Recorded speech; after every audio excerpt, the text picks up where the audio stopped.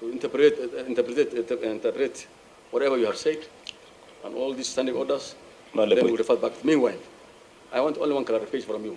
Thank you. One. Thank you. Nyabaro. Yes. No, I want one thing. Were you a member of the county assembly before? Now? Yes, I was serving my third term. Third term? Yes. Now, have you assumed to be the speaker? Yes. Did you resign? That matter is the motion that is in court. No. And then I will not answer it here. Just answer. Yes. Did you resign? Not resign. Yeah, of course, yes. You resigned from being an MCA? Yes, I did a letter. And wherever I did it. I want to say yes or no. You are still an MCA. Until the IPC declares all the yeah. I did a letter. Through the chair. Okay, we'll interpret. Through the chair. I'd like to remind Nyabaro that he's under oath. He's still under oath. Yes. And he's lying through his teeth. Okay. To this committee. Under oath, and I think that will take you back. So on serious note. I pray, Chair, that you repeat that question to him. You are a member of parliament, the county assembly of Nyamira. Say yes or no. You are a member. As at now? Yes. Yes, because I'm a that's member. it. Because, order. you know, under Section County Government Act, Section 7B, that will be done by our team. a speaker is a member, an ex officio. No, you are an elected member of the assembly. Elected member or nominated? Elected.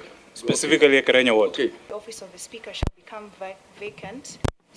What is specific to us here is under 1C, if the county assembly so resolves by a resolution supported by at least 2/3 of all the members of the county assembly. So the law, that is the substantive law. Standing orders are procedural laws. They're supposed to give procedural guidance. But what supersedes the other? The County Government Act. Thank you. Honorable Senator. Which means, Chair, even from the precedent of wanting to get rid of Mr. Okero, he actually got kicked out illegally first before he could go for his impeachment. Those are the issues we are discussing. Chair, there is a Truth in it. Because you used forcefully. No, you have not gone to any constitution, you have not followed the constitution. You did not impeach me in the past. But you used forcefully, using assaulting him. Honorable Chair. Was that in order? Honorable Chair. Courageous enough to call each other even this evening, sit down, and please agree to sort out the Nyamira issue. But those are my last words, Mr. Chair. My last Senator one, for so Nyamira. Oh, okay, you will be last, but yeah, we still have another senator. I also want to join my colleague from Kisii in informing the members. First, members of one assembly dividing themselves into two doesn't help the county. You are just destroying the county. We don't want to go to the extent of what do we do with this country? Do we close it? Do we wind it up? Because we have the powers to reach that level. We hope that when you go back, you will listen the way we have listened to you. We have asked you neutral questions, and we have listened to you. Listen to one another. Because when it doesn't work, and when it will not work, then other methods will be used to resolve it. Please discuss and talk to one another. Talk to one another and resolve your issues. What we need is a devolution to work. Thank you, Chair. Honorable Chair. Honorable Chair, if allowed, Honorable Chair. I have a comment on a chair.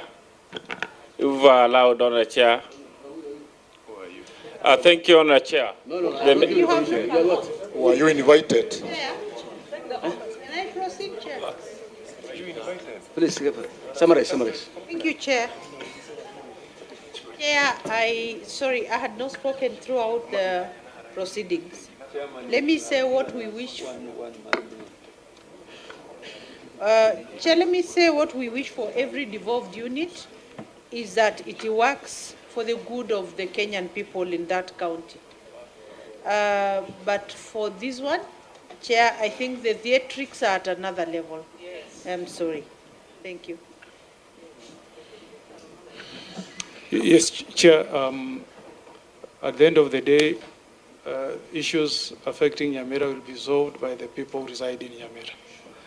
That is me, Senator, you as honorable members of Assembly, and the Governor.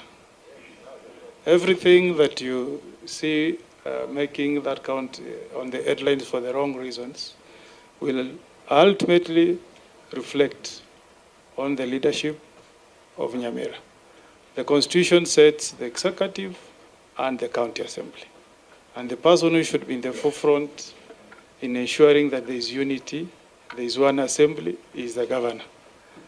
So I hope, Chair, at the end of these proceedings, we will get a solution that will give the people of Nyamira an opportunity to have one assembly. You can have disagreements.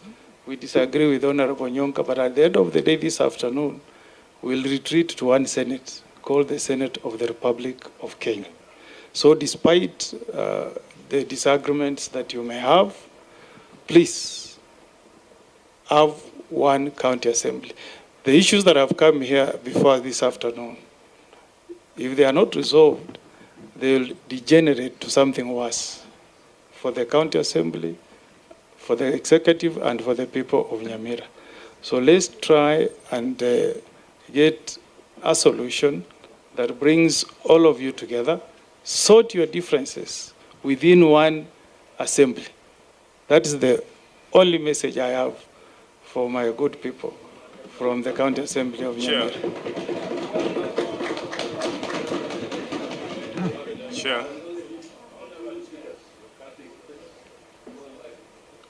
Thank you. Thank you, Honorable Chair. Honorable Chair, it's not that we are greedy for power, but our hearts are bleeding. It's only in Nyamira that a consignment of empty breweries can be flagged as in the name of drugs. It's only in Nyamira that the governor can pay himself 5.6 million. Honorable Chair. Mr. Governor. Honorable Chair. Mr. Chair, I'm saying on behalf of the people of Nyamira, Honorable Chair, the governor is not here. You cannot discuss. The major problem we have, Honorable Chair, the major problem we have, Honorable Chair, is the set Okongo Umogeni. It's the problem of Nyamira. Honorable Chair, give me an opportunity to speak.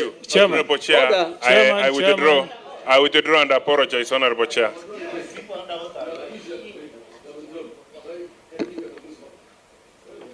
Thank you, Honorable Chair. I want to appreciate the committee for giving us an opportunity, and also thank my honorable members that we have been bestowed with a great responsibility to serve the people of Nyamira.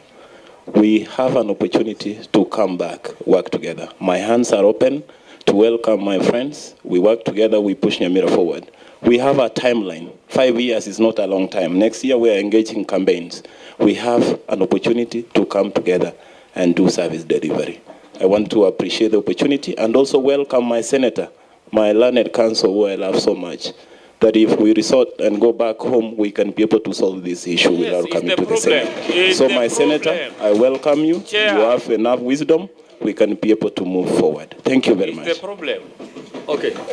It's the order, man. Hey, you guys. Okay, we are concluding, gentlemen. My friend, Mashuma, what's your name? I'm George Marabuga. You are what? MCA? I'm the leader of majority on our chair. Also the leader of majority. I only want to give you 1 minute if you and also you give me chair. The deputy speaker. The deputy speaker is here on the chair. That you are reconciling. I don't Honorable Chair, the deputy speaker is here. Thank you, Chair. I need an opportunity also. No, that's going to be too much. Thank you, Chair. I've closed the matter. Hold on. I'm not Chair, I want to cancel it. I'm also the leader of majority. You cannot be biased by giving just a chance to talk and speak. I am concluding the matter. Order. Switch off your mic. Okay. Ladies and gentlemen, sorry for all that we have taken too long. We are going to the chamber. And I want to tell people from Nyamira, honorable members, I think we are all here as leaders. You have been elected by people of Nyamira, and the entire Kenya is today looking at you. It's a very unfortunate situation. What I saw in that TV was so horrible. Because you're all friends, brothers and sisters. You're not enemies. So I want you to go back to Nyamira and reconcile.